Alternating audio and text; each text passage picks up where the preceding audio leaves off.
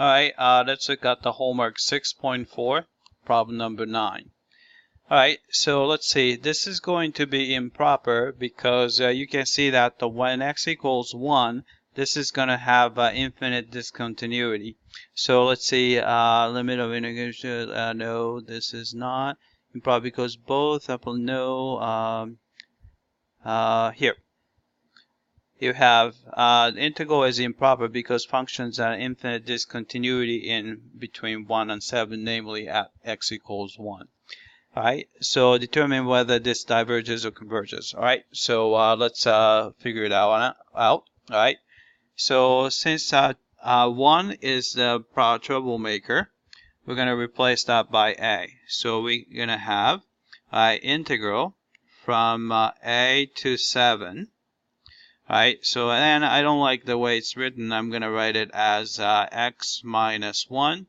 Right, so x minus 1 lives in the basement, so it's a negative power. And square root, it's a 1/2 power. Right, so with respect to x.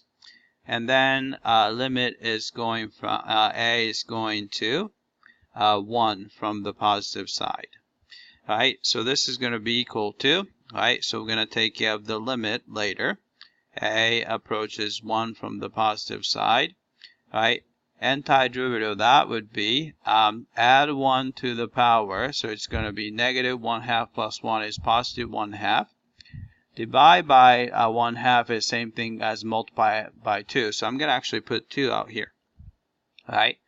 Then you're going from a to 7.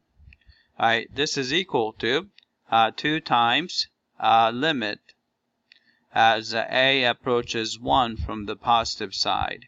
Right, so if you plug in 7, so you're going to have, let's say 7 minus 1, so it's a square root of 6, minus, if you plug in 1, so it's a square root of a minus 1. Right, so as a approaches 1, you can see that square root of a minus 1 is square root of a 1 minus 1, so this guy approaches 0. Right, so what's left is 2 times square root of 6. Right, so this guy converges. Right, so this guy converges, and this is 2 times square root of 6. Right, let's check the answer. Alright, it came back and looks like we got this one correctly. Alright, that's it. I hope that this was clear.